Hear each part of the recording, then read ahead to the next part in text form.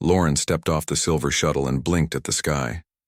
It was blue, too blue, and the sun felt hotter than he expected. He had read about Earth's atmosphere, but reading wasn't the same as feeling it on his skin. He adjusted the collar of his uniform. The fabric was stiff, designed to mimic human clothing while still protecting him from unknown microbes. His homeworld, Zayar, had smooth skies and soft light. Earth looked wild by comparison. Trees waved in the wind like they were alive. Birds flew in no particular pattern. Nothing seemed to follow a plan. A woman with short brown hair smiled at him and waved. "You must be Lauren," she said. Her voice was warm, but her eyes studied him like she was trying to guess what he was thinking.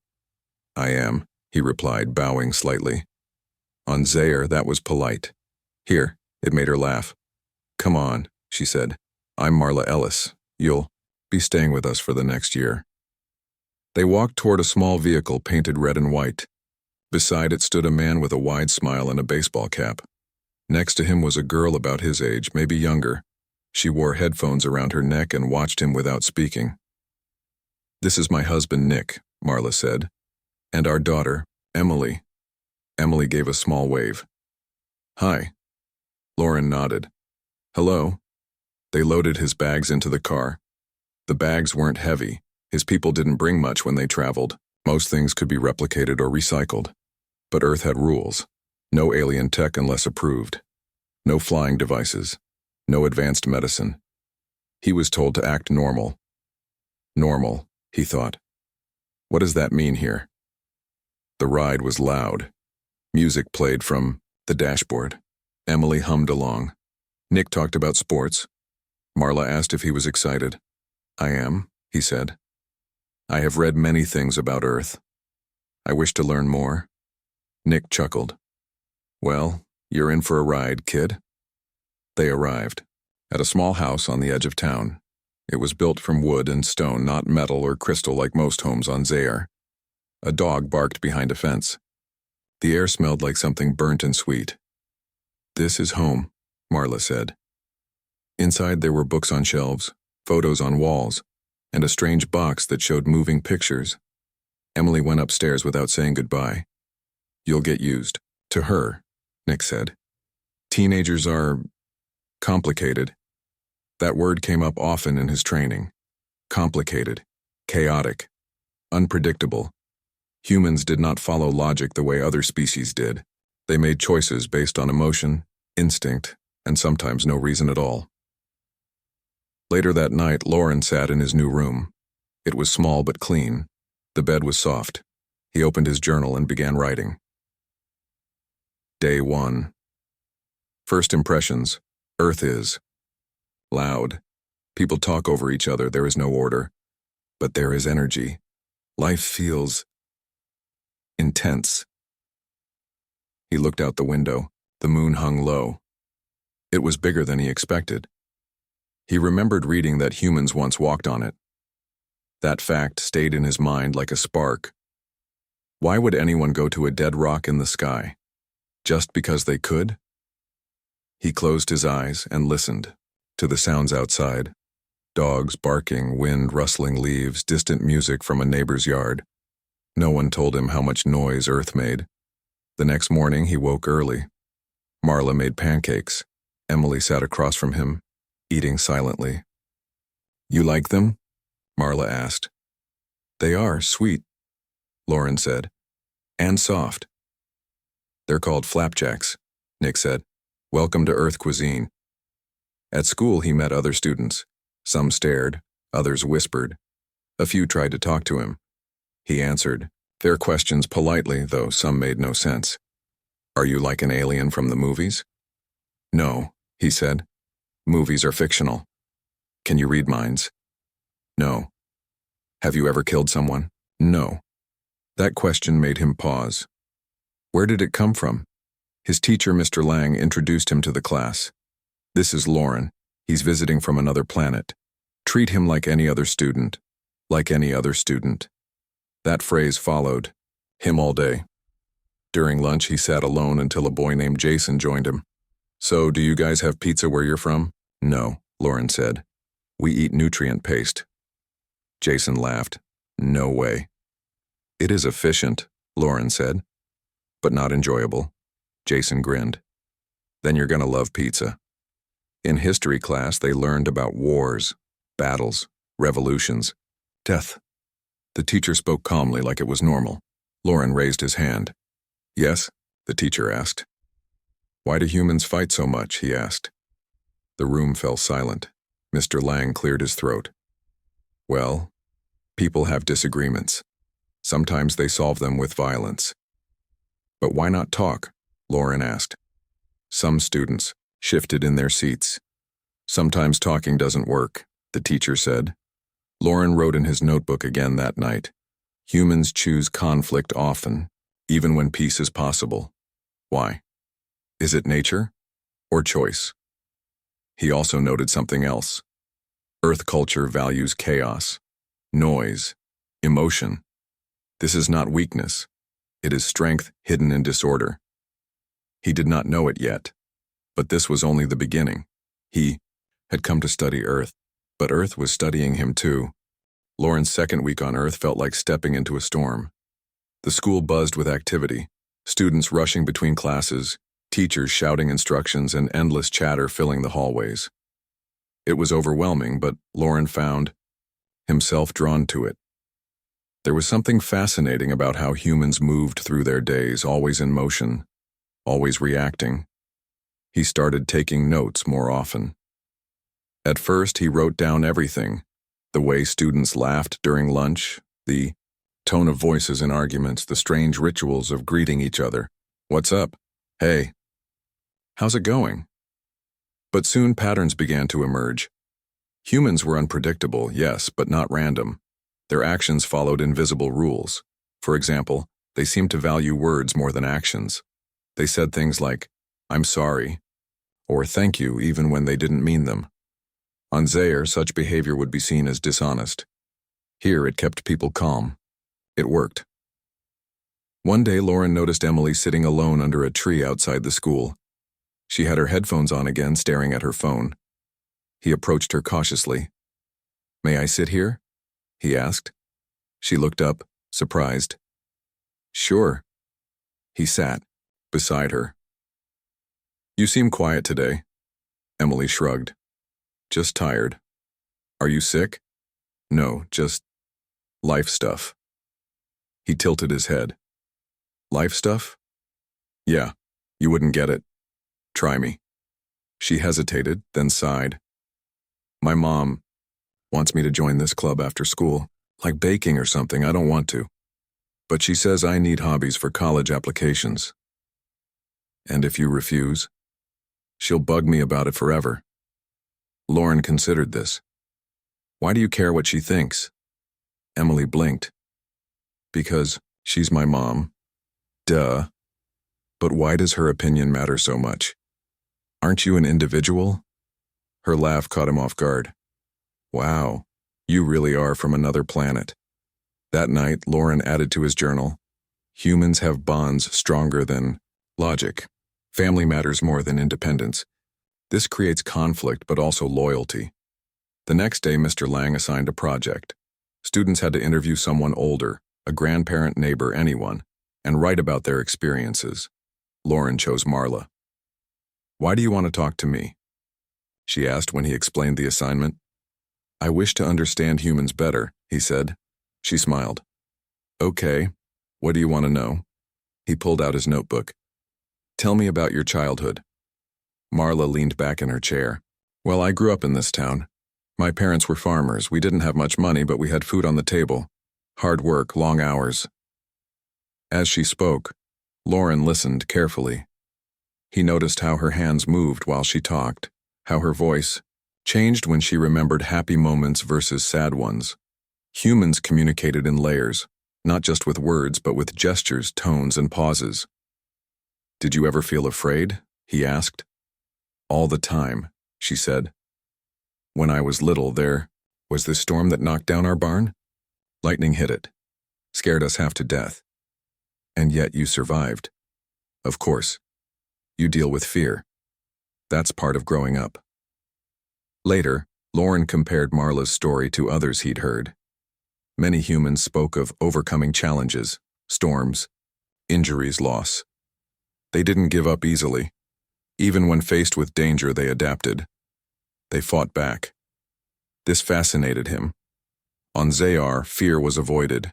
Fear meant weakness. Humans embraced it instead. They turned it into strength. At school, Lauren continued asking questions. During history class, he interrupted Mr. Lang mid-lecture.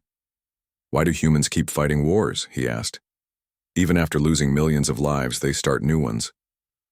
Mr. Lang frowned. "It's complicated. Greed, power, revenge. But those are emotions," Lauren said. "Can't they control them?" "They try," Mr. Lang said. "But emotions are powerful, hard to ignore." After class, Jason found Lauren near his locker. "Dude, why do you ask so many questions?" I'm curious," Lauren said. "You're gonna drive everyone crazy." "Maybe," Lauren said. "But curiosity leads to answers." Jason smirked. "Good luck with that." By the end of the month, Lauren had filled several notebooks. He categorized his observations into themes: survival, emotion, conflict, adaptation. Each theme revealed something new about humanity, but one question remained unanswered. Why did other aliens avoid studying humans? His textbooks mentioned Earth briefly, calling it chaotic and unstable. Yet nothing prepared him for what he saw here. Humanity wasn't weak. If anything, they were stronger than most species he knew. One evening, Lauren decided to dig deeper. While the Ellis family slept, he used his wrist device, a small tool disguised as a watch, to access local archives. Earth technology was primitive compared to Zayari systems, making it easy to bypass security measures. He searched for files labeled classified or restricted. Most contained dull government documents, but one file stood out. Its title read Earth Anomaly Protocols. His fingers hovered over the screen. Opening it could trigger alarms, but curiosity outweighed caution. Inside, he found reports written by alien researchers who had visited Earth centuries ago. One entry caught his eye. Subject shows unusual resilience. Exposure to advanced technology resulted in unexpected outcomes. Specimen adapted rapidly, displaying heightened intelligence and physical capabilities. Further study deemed hazardous. Another report described experiments where humans were given alien tools.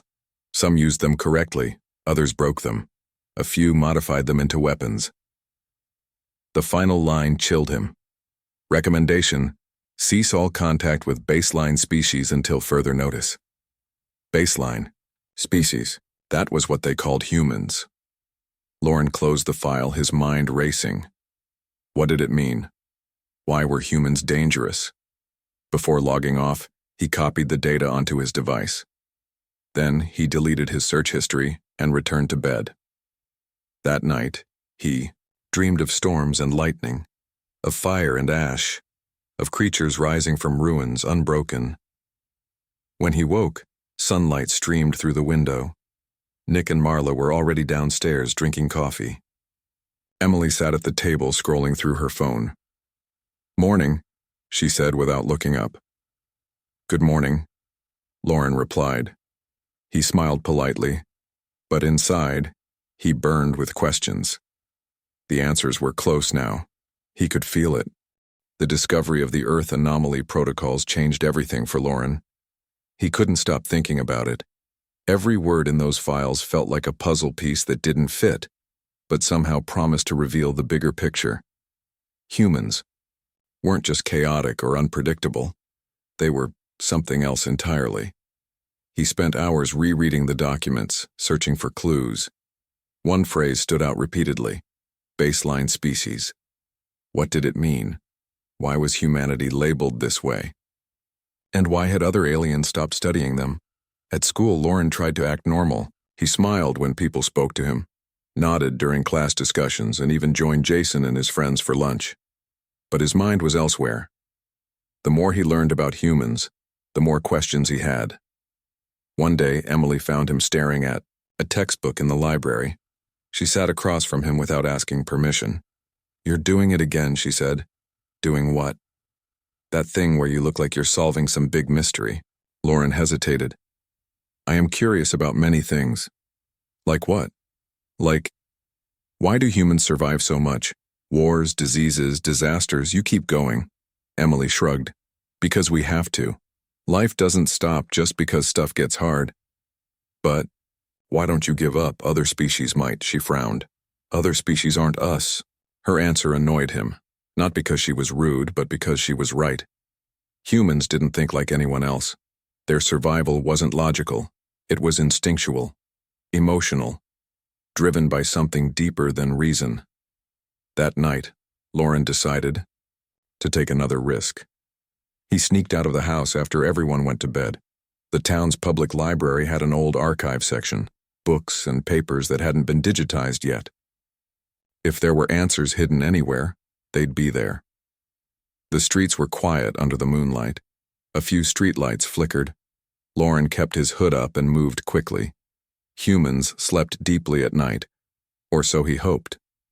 When he reached the library, he picked the lock on the back door. It wasn't difficult. Human locks were simple compared to Zayari security systems. Inside, the air smelled dusty and stale. Rows of shelves stretched into shadows. He headed straight for the restricted area. A chain blocked the entrance, but he slipped under it easily. The books here looked ancient, some falling apart, others covered in cobwebs. He scanned titles until one caught his eye. Human Resilience, a study in adaptation. Opening it, he found faded pages filled with handwritten notes. Someone had studied humans closely, documenting their behaviors and reactions to stress. One passage stood out. Test subjects exposed to extreme conditions showed remarkable adaptability.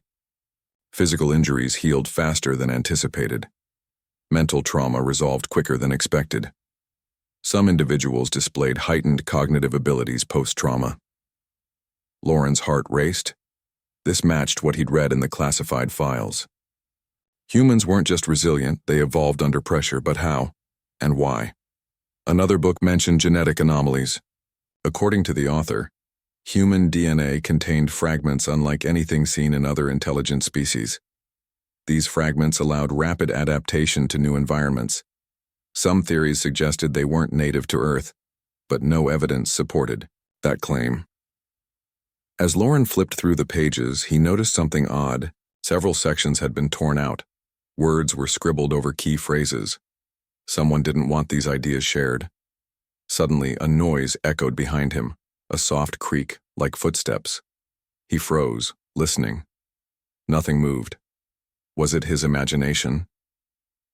He grabbed the book and tucked it under his arm. Then he left the library as quietly as he'd entered. Back home, Lauren stayed awake all night reading. The book confirmed his suspicions. Humans were different. Not better or worse, just unique. Their ability to adapt made them dangerous. Other aliens must have realized this too late. But why forbid studying them? Why cut off contact completely? The next day, Lauren asked Mr. Lang about it during history class. Why do humans fight wars, he began, already knowing the answer wouldn't satisfy him. And why do they win so many? Mr. Lang sighed. Not every war ends in victory, Lauren. Sometimes surviving is enough. But why do you keep fighting, Lauren pressed, and why not surrender? Because surrender means giving up, Mr. Lang said. Humans don't do that. After class, Emily cornered him near his locker. What's with all the questions lately? She demanded. I'm trying to understand, he said. Understand? What? You. She blinked. Me? Yes. You and your kind. Why are you so strong? Emily laughed nervously. Strong? Have you met my mom? She freaks out if I forget to take out the trash. It's not physical strength, Lauren explained. It's something deeper, something I can't explain. For once, Emily didn't argue. She just stared at him, her expression unreadable.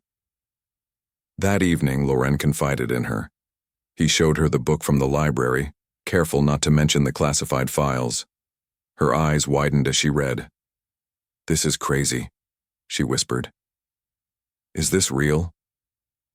Yes, he said, and I need your help. My help with what? There's more to find, more answers, but I can't do it alone. Emily hesitated.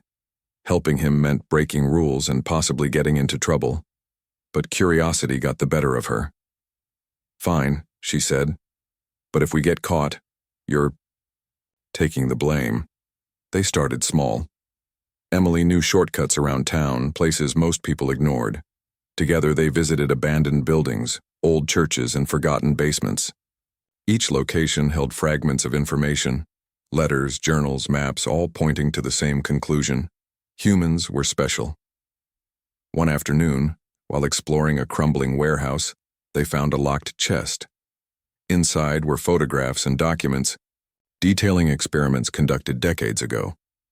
Scientists had tested human limits, exposing volunteers to extreme temperatures, radiation, and alien technology. Most survived. Some thrived. They were using us, Emily murmured, holding up a photo of a man strapped to a machine. Testing us like lab rats. And learning, Lauren added. Learning how powerful you are. Powerful. That word kept coming back to him. Humans weren't just survivors. They were fighters, builders, dreamers. Even when faced with impossible odds, they refused to quit. But power came with danger. Other aliens had seen it and feared it. By the end of the week, Lauren's room was cluttered with papers and books. He pieced together a timeline. Centuries of observation, failed attempts at control, and eventual withdrawal. Humanity wasn't forbidden because it was weak. It was forbidden because it was unstoppable. Lauren wrote in his journal, "Humans are not baseline. They are apex predators, apex thinkers, apex adapters. This is why others fear them." He closed the notebook and stared out the window. The stars twinkled faintly above the horizon. Somewhere out there, his people waited for his report. But Lauren knew one thing for certain now. Earth wasn't just a planet. It was a warning, and he was beginning to understand why. Lauren's curiosity was becoming harder to hide. Every day he grew more obsessed with uncovering the truth about humanity. The pieces were coming together, but they weren't adding up the way he expected. Instead of clarity, he felt unease. A growing sense that something much bigger was at play. Emily had become his reluctant partner in this quest. At first, she helped him because it was exciting, sneaking around, digging through old files, finding hidden clues. It felt like being in a movie. But now she wasn't so sure. "Are you okay?" she asked one evening as they sat in her room, surrounded by papers and books. "I'm fine," Lauren said, though his voice betrayed him. "Why?" "You've been acting weird lately, like distracted." He hesitated. "I think I've found something important." "Important how?" He opened his journal and turned to a page filled with notes. "Humans are not what other aliens believe. You're not primitive or weak, you're dangerous." Emily frowned. "Dangerous? Us?" "Yes. Your ability to adapt, to survive, is unlike anything else in the galaxy. Other species have tried to control you. They failed." She stared at him, unsure whether to laugh or be offended. "So what, are you saying we're some kind of superspecies?" "No," he said. "You're unpredictable. That makes you powerful and frightening." Emily leaned back against her bedframe. "This is insane, we're just people." "Exactly," Lauren said. "And that's why others don't understand you." The next day, Lauren decided to push further.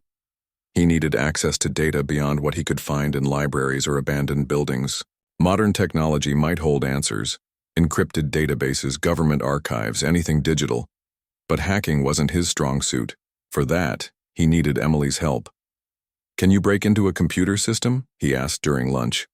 Her eyes widened. "What? No, do I look like a hacker to you? You use computers every day, surely you know shortcuts." "It's not the same thing," she protested. "Besides, isn't this illegal?" "Yes," he admitted. "But necessary," Emily groaned.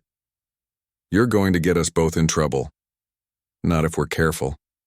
Reluctantly, she agreed to try. After school, they went to the library. Lauren logged onto a public computer while Emily watched nervously. "What are we looking for?" she whispered. "Anything classified," he said. "Government files, research projects, anything marked restricted," Emily typed quickly, navigating through layers of security. Her fingers flew across the keyboard as she bypassed firewalls and password prompts. Lauren marveled at her skill.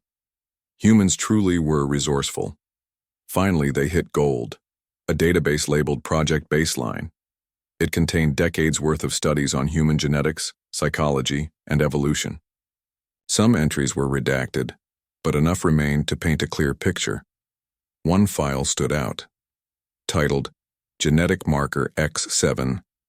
It described an anomaly found in human DNA. This marker allowed rapid adaptation to changing environments. It also hinted at something else, something buried deep within humanity's genetic code. They knew, Lauren muttered, scanning the text. They knew humans weren't native to Earth. "What do you mean?" Emily asked. "These markers suggest your ancestors came from somewhere else, another planet, or maybe another time." Emily shook her head. "That's impossible." "Is it?" Lauren countered. "Your myths talk about gods descending from the sky, about floods and creation stories. Maybe those aren't just legends." Before she could respond, the computer screen flashed a warning message. "Unauthorized access. Detected. We need to go. Now," Emily said, grabbing her bag. They left the library quickly, hearts pounding. As they walked home, Emily scolded him. "You promised we'd be careful." "I didn't expect success so soon," Lauren said. "But now we know. Humanity's origins are tied to something ancient, something alien." Back at the Ellis house, Lauren couldn't sit still. His mind raced with possibilities. If humans weren't native to Earth, then who or what had brought them here? And why? Marla noticed his restlessness during dinner. "Are you feeling all right?" she asked. "I'm fine," he lied. "Just thinking." "About what?" "History," he said. "Where things come from." Nick chuckled. "Careful, Lauren. History can bite." After dinner, Loren retreated to his room.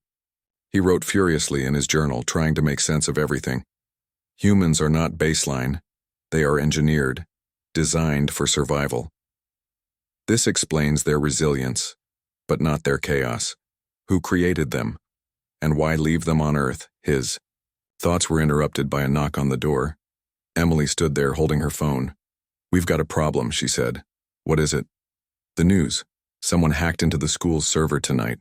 They're blaming you." Lauren froze. "How do they know?" "I don't know, maybe cameras, or maybe someone saw us at the library." He cursed under his breath. "We need to leave." "Leave? Where?" "Somewhere safe. Somewhere no one will look." Emily hesitated.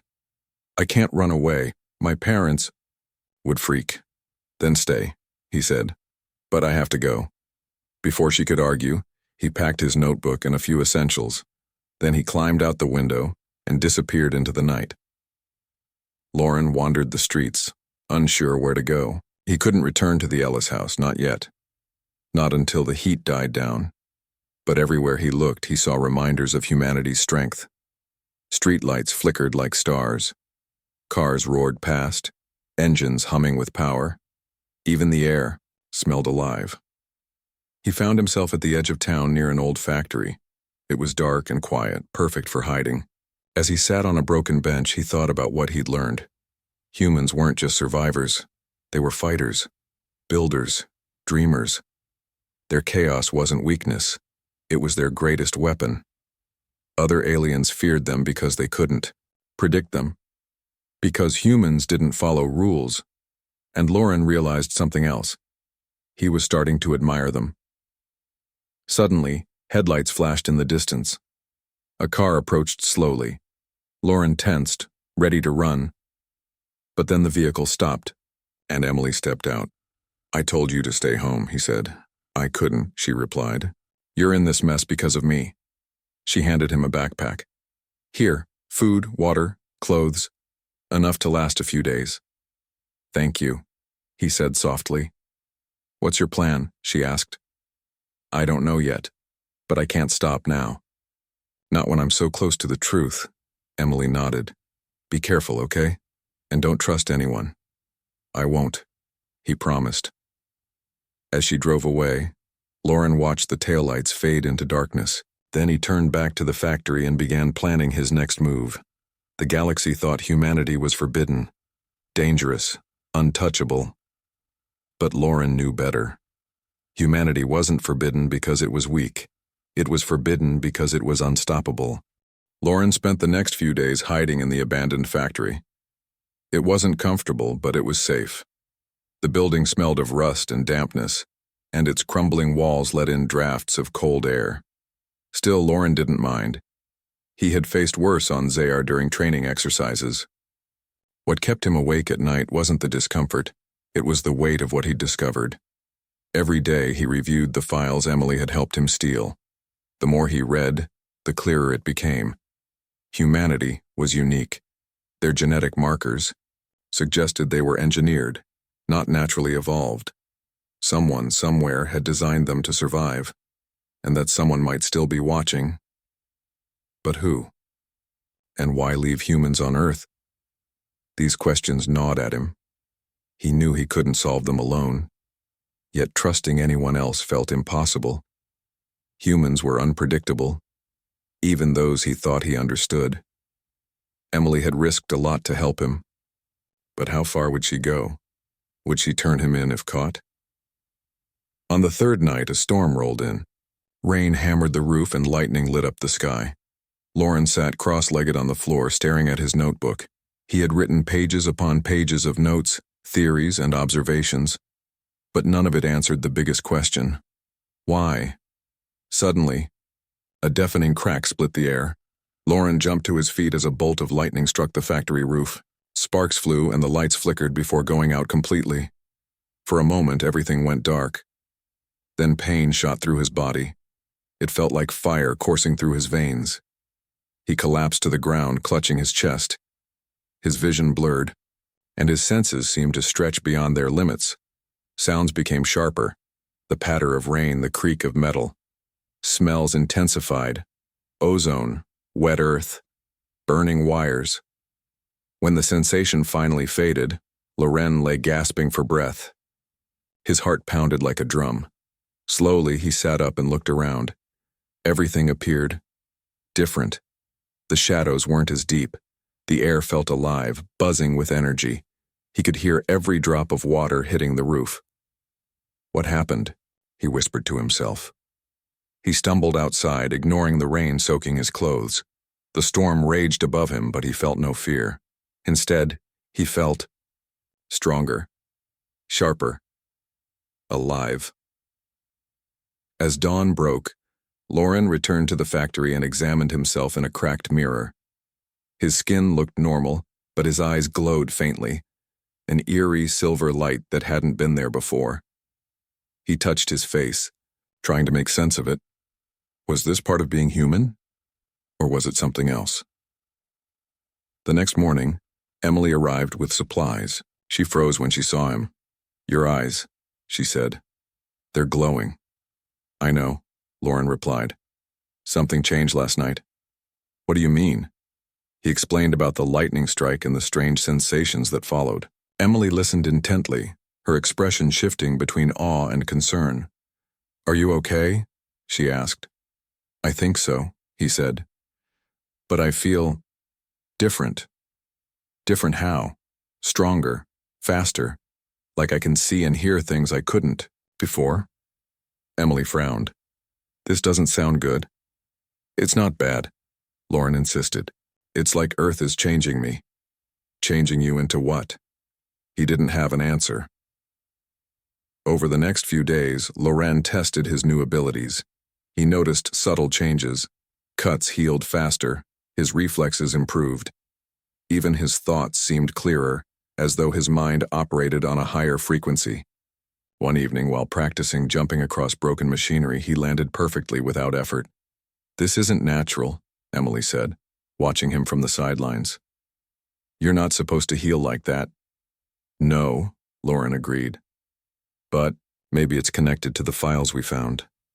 Maybe Earth affects everyone who stays here long enough. Emily shook her head. That's crazy. People don't just get superpowers. But humans adapt, Lauren countered. Maybe Earth enhances whoever lives here, including me. She sighed. Great. So now you're turning into some kind of alien-human hybrid? Perhaps. Well, that's comforting. Despite her sarcasm, Emily stayed by his side. She brought food, water, and updates on the search for him. News reports claimed he was a fugitive, accused of hacking government systems and stealing classified information. Some speculated he was a spy. Others called him dangerous. They'll find you eventually, Emily warned. You can't hide, forever. I don't plan to, Lauren said. I need answers, and I won't stop until I get them. One afternoon, Lauren decided to take another risk. He remembered a name from one of the files. Davis, Mr. Davis, a retired researcher who had worked on Project Baseline decades ago. If anyone knew the truth about humanity's origins, it was him. Where does he live? Lauren asked Emily. I don't know, she admitted, but I can try to find out. Using her phone, Emily searched online for clues. Eventually, she found an address, a small house on the outskirts of town. They decided to visit that night. The journey was tense. Every shadow seemed suspicious, every sound ominous. When they reached the house, Lauren knocked on the door. And elderly man answered, squinting at them through thick glasses. Who are you? He asked gruffly. My name is Lauren, the alien said. I need to talk to you about Project Baseline. Davis stiffened. How do you know about that? It doesn't matter, Lauren said. What matters is the truth. After a long pause, Davis stepped aside. Come in. Inside, the house was cluttered with books and papers. Lauren recognized some of the titles. They matched the ones he'd found in the library. You're asking questions you shouldn't, Davis said, pouring tea. Questions that could get you killed. We already know humans aren't native to Earth, Emily blurted out. What we don't know is why. Davis sighed. Because knowing the truth won't help you. It'll only put you in danger. Tell us anyway, Lauren urged. Please. Davis hesitated, then nodded. Fine, but don't say I didn't warn you. He pulled out an old photo album and flipped to a page showing ancient ruins. This is where it started. Thousands of years ago, a group of travelers landed on Earth. They left behind seeds, genetic material designed to thrive in any environment. Humans, Loren said. Yes, but they weren't meant to stay. Something went wrong. The travelers disappeared, leaving their creations behind. And Earth adapted them, Emily finished. Exactly, Davis confirmed. But adaptation came with a price. Humans inherited traits from their creators, traits that made them both brilliant and volatile. Volatile? Lauren asked. Unpredictable, dangerous. Other species avoided Earth because they couldn't control what grew here. Lauren absorbed the words silently. Humanity wasn't forbidden because it was weak. It was forbidden because it was uncontrollable. They left the house, Emily turned to him. Now what? Now, Lauren said, we tell the galaxy the truth. And for the first time, he felt ready to face whatever came next. The days after Lauren's meeting with Mr. Davis passed in a blur. He and Emily spent most of their time holed up in the abandoned factory, piecing together everything they had learned. Humanity's origins were no longer a mystery.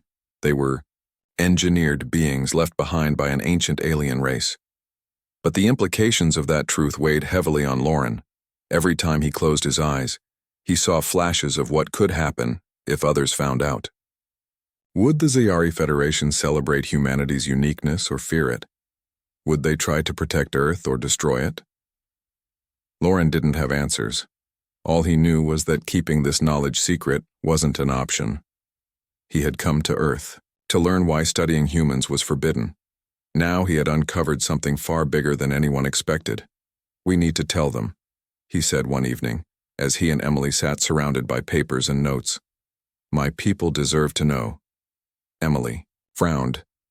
And what happens when they do? What if they decide Earth is too dangerous?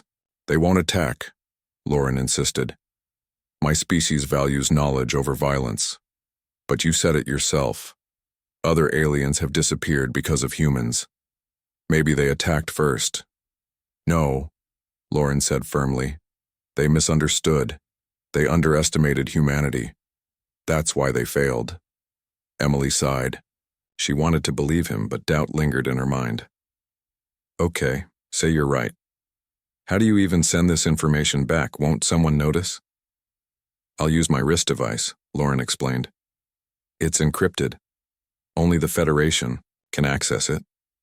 And if they trace it back to you? She asked. They already know I'm here, Lauren said. But they don't know what I've discovered. Emily still looked uneasy, but she nodded. All right. Do what you have to do. That night, Lauren activated his wrist device for the first time since arriving on Earth. The screen lit up, glowing faintly in the dark. His hands trembled slightly as he typed in the coordinates for the Zayari Federation's central archive. Uploading the files wouldn't be easy. The data was massive, and Earth's primitive technology might interfere. But Lauren had no choice. This was too important to delay. As the upload began, a notification flashed across the screen. Incoming. Transmission. Lauren froze. Someone was contacting him. Hesitantly, he accepted the call. A holographic image of a Zayari official appeared. A tall figure with smooth silver skin and glowing blue eyes. Lauren, the official said sternly. Explain yourself. My findings are critical, Lauren replied. I've uncovered evidence that humanity is not native to Earth. Their creators designed them to adapt and survive in ways we never imagined. The official's expression remained impassive. You were sent to observe, not investigate. I couldn't ignore what I found, Lauren argued. This changes everything we thought we knew about humans. There was a long pause. Then, the official spoke again. Your actions have jeopardized our mission. Return immediately. What about the data? Lauren asked. Don't you want to see it? The council will review your findings upon your return, the official said. Until then, cease all unauthorized activity. Before Lauren could respond, the transmission ended. The screen went dark. He stared at the device, his heart pounding. The recall order wasn't unexpected, but it felt like a betrayal. He had risked everything to uncover the truth only to be told to stop. Emily found him sitting on the floor, staring blankly at the wall. What happened? She asked. They want me to leave, he said quietly. Now. Are you going? I don't know, he admitted. If I go, I might never finish uploading the data. But if I stay, you defy them, Emily finished. Yes. She sat beside him thinking. What would happen if they caught you? They'd punish me, Lauren said. Maybe exile me, or worse. Emily hesitated. Then why not just go? You've done enough. Because it's not enough, he said firmly. If I leave now, the truth stays hidden. And that's exactly what someone wants. Someone? Emily asked. Whoever blocked the upload, Lauren explained. They don't want this information getting out. Emily frowned. So, what's the plan? I finished the upload, Lauren said. No matter what. Over the next few days, Lauren worked tirelessly to bypass the block. Each attempt triggered new security measures, forcing him to adapt his methods. Emily helped where she could, using her computer skills to reroute signals and mask their location. It's like playing chess against a machine, she muttered one evening as they huddled over the device. Except the stakes are higher, Lauren added. Finally, after countless failures, the upload completed. A confirmation message appeared on the screen. Data successfully transmitted. Lauren let out a breath he hadn't realized he was holding. It was done. The truth was out there now. Whether the Federation acted on it was beyond his control. But before, he could celebrate. Another notification flashed. Emergency recall issued. Non-compliance will result in immediate sanctions. Lauren turned to Emily. They're serious. Then you should go. she said softly. At least until things calm down. I can't, he said. Not yet. Why not? Because I started this, Lauren said, and I need to see it through. Emily didn't argue. Instead, she hugged him tightly. Just promise me one thing. What? Stay alive. Later that night, Lauren heard footsteps outside the factory. At first, he thought it was Emily returning with supplies, but then voices echoed through the darkness, low and urgent. They're here, Emily whispered, slipping inside. Government agents, they're looking for you. How did they find us? Lauren asked. I don't know, she said, but we need to move, now. Grabbing his notebook and a few essentials, Lauren followed Emily into the shadows. The rain had begun to fall, masking their movements. They moved quickly, sticking to alleys and avoiding streetlights. When they reached the edge of town, Emily stopped. Where are you going? To the forest, Lauren said. It's safer there. What about me? She asked. You should go home, he said gently. It's too dangerous. No way, she said firmly. I'm not leaving. You, Lauren smiled despite the situation. Thank you. Together they disappeared into the trees, leaving the town and its secrets behind. As dawn broke, Lauren looked back at the distant lights of civilization. He didn't know what would happen next. But one thing was certain. The galaxy now knew the truth about humanity. Whether they were ready for it or not remained to be seen. The conversation with Mr. Davis had left Loren shaken but determined. For the first time, he understood why humanity was considered dangerous, not because they were weak or primitive, but because they were unpredictable and powerful. Their creators had designed them to adapt, survive, and evolve in ways no other species could. But that power came at a cost: chaos, conflict, and an inability to be controlled. Loren knew he couldn't keep this knowledge to himself. If humanity's origins were tied to something ancient and alien, then the galaxy needed to know. Yet sharing the truth wasn't simple. Other species feared humans for a reason. Revealing what he'd learned could spark panic, or worse, violence. Emily noticed his unease as they walked back toward the factory. You're thinking about telling everyone, aren't you? Yes, Loren admitted. But I don't know. How? Maybe you shouldn't, she said quietly. People might not react well. They need to know, he insisted. Humans deserve to understand where they come from, and the rest of the galaxy deserves to know why Earth is forbidden. Emily sighed. She wanted to argue, but deep down she knew he was right. Keeping secrets like this wouldn't help anyone. Still, the thought of exposing humanity's origins to the universe terrified her. What are you going to do? She asked. I'll send the information to my people, the Zayari Federation, he said. They can decide what to do next. But what if they attack us? What if they try to destroy Earth? They won't, Loren said firmly. My people value knowledge above all else. They may fear humanity, but they won't harm you without reason. Emily didn't look convinced, but she nodded. Okay, just be careful. That night, Loren sat alone in the factory, staring at his wrist device. It was a small, sleek tool disguised as a watch, his only connection to home. He hesitated before activating it. Once he sent the data, there would be no turning back. He opened the files he'd collected over the past weeks. Genetic studies, historical accounts, Mr. Davis's notes, and his own observations. Everything pointed to one conclusion. Humanity was special. Dangerous, yes, but also extraordinary. As he prepared to transmit the information, a message flashed on the screen. Unauthorized access detected. Data upload prohibited.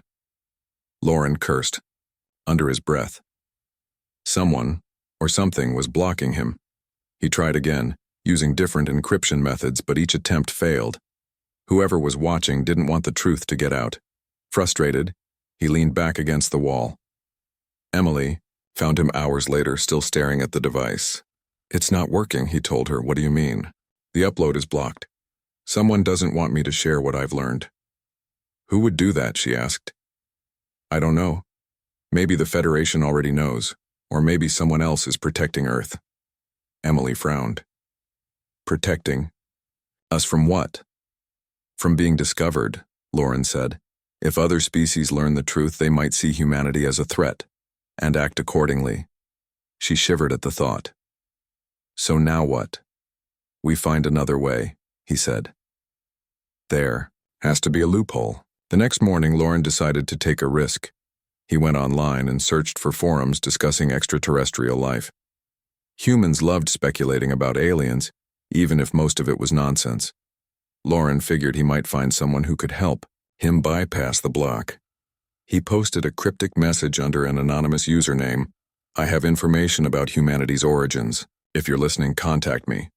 Within hours, replies flooded in. Most were jokes or conspiracy theories, but one stood out. Prove it. Lauren responded cautiously. Look up Project Baseline. Then ask again. The reply came quickly. How do you know? About that? Because I'm not human. Silence followed. Lauren waited anxiously, unsure whether he'd made a mistake. Finally, another message appeared. Meet me. Alone. Tomorrow night. Coordinates attached. He showed the message to Emily. What, do you think? It could be a trap, she warned. It might also be our only chance, he countered. Reluctantly, she agreed to go with him, but stayed hidden nearby in case things went wrong. The meeting took place in an abandoned warehouse on the edge of town. Lauren arrived alone, his heart pounding. A figure stepped out of the shadows, a young man with messy hair and glasses. You're the alien? The man asked skeptically. Yes, Lauren said. And you are? Call me Alex. The man replied. I run a network monitoring classified projects. Your post caught my attention. Lauren hesitated. Can you help me? Depends, Alex said. What's in it for me? The truth, Lauren said. About humanity's origins. Alex raised an eyebrow. Go on. Lauren explained everything. The genetic markers, the experiments, the banned files, and the attempts to silence him. Alex listened intently, occasionally nodding. This is big, he said when Lauren finished. Really big. If others find out, they'll panic, Lauren said. Which is why I need your help to spread the information carefully. Alex thought for a moment. All right, I'll help. But you owe me. Agreed. Over the next few days, Alex worked tirelessly to create a secure channel for Lauren to transmit his data. Using a mix of human and alien technology, they managed to bypass the block. Slowly, piece by piece, the information reached the Zayari Federation. When the final file uploaded, Lauren felt a strange mix of relief and dread. He had done what he came to Earth to do. Now, all he could do was wait. Emily found him sitting outside the factory, gazing at the stars. What happens now, she asked. I don't know, he admitted, but whatever comes next, humanity will face it together. She smiled faintly. You sound like one of us. Maybe I am, he said softly. For the first time since arriving on Earth, Lauren felt a sense of belonging. He had uncovered the truth about humanity, and in doing so, he had become part of their story. Far away, among the stars, the Zayari Federation received the data. Panic rippled through their ranks as they realized the implications. Humanity was more than they had imagined, more dangerous, more powerful. And yet, as Lauren watched the night sky, he couldn't shake the feeling that humanity's greatest strength wasn't its ability to adapt or survive. It was its capacity to dream. Dreams of a better future. Dreams of peace. Dreams of reaching beyond the stars. Earth wasn't just a planet, it was a promise. The days following the data upload were tense. Lauren waited for a response from the Zayari Federation, unsure whether they would thank him or punish him. Emily stayed close, sensing his unease. Together they kept to the shadows, avoiding townsfolk and staying off the grid. They'll contact you soon, Alex assured Lauren during one of their brief meetings. Whether it's good news or bad, they won't ignore this. Lauren nodded but said nothing. He trusted Alex to an extent, but he couldn't shake the feeling that the truth about humanity was too big for anyone to handle. What if the Federation decided Earth was too dangerous to exist? Would they try to destroy it? Emily voiced his fears one night as they sat in the factory, listening to the rain outside. What if they send ships? She asked. What if they attack us? They won't, Lauren said firmly, though doubt lingered in his voice. My people don't solve problems with violence. They seek understanding. But what if they don't understand? Emily pressed. What if they're scared? Lauren didn't have an answer. Instead, he stared at his glowing eyes in a cracked mirror. The changes in his body continued. His senses sharpened, his reflexes grew faster, and his thoughts felt clearer than ever. Was this Earth's way of preparing him for what came next? Or was it something else entirely? Finally, the message arrived. Lauren's wrist device buzzed softly, waking him from a restless sleep. He glanced at Emily, who was curled up on a makeshift bed nearby. She stirred but didn't wake. Carefully, he stepped outside to read the transmission. It was short and direct. Data received. Return immediately, that was it. No explanation, no acknowledgement of what he'd uncovered. Just a command to leave Earth. Lauren sighed. He had expected more, but perhaps this was typical of the Federation. They valued efficiency over emotion. Still, the lack of detail worried him. Did they agree with his findings? Or had they dismissed them as irrelevant? He returned inside and woke Emily gently. They want me to go back, he said. Are you going? She asked, sitting up. I don't know, he admitted. If I leave now, I might never see how this plays out. And if you stay? She countered. What happens then? They could come looking for me, Lauren said. Or worse, they could decide Earth is a threat. Emily frowned. So either way, we're screwed. Not necessarily, Lauren said. There's still time. I can record a final message before I go, one that explains everything. A message for who? For everyone, he said. For humans, for aliens, for anyone willing to listen. Over the next 2 days, Lauren worked on the message. He wrote carefully, choosing words that were simple yet powerful. He wanted his audience to understand, not just hear. When he finished, he handed the draft to Emily for feedback. This is intense, she said after reading it. Are you sure you want to say all this? Yes, Lauren replied. The truth isn't always easy to hear, but it's important. She nodded reluctantly. All right, let's do it. With Alex's help, they set up a secure broadcast system capable of reaching both human networks and interstellar channels. Lauren stood in front of a camera, his glowing eyes reflecting the dim light. This is Lauren, he began, his voice steady despite the weight of his words. I came to Earth seeking answers about humanity. What I found changed everything I thought I knew. He paused, gathering his thoughts. Humans are not primitive. They are not weak. They are survivors, engineered to adapt, evolve, and overcome. Their genetic code carries markers unlike anything seen in other intelligent species. This makes them extraordinary, but also unpredictable. Lauren took a deep breath. Other civilizations have tried to study humanity. Many have failed. Some have disappeared entirely. The reason is clear. Humanity cannot be controlled. They are chaos and order combined, fear and hope intertwined. He looked directly into the camera. To my people, and to any others watching, I urge caution. Humanity is not a threat to be destroyed. They are a legacy to be understood. To underestimate them is to invite disaster. To respect them is to embrace possibility. His voice softened.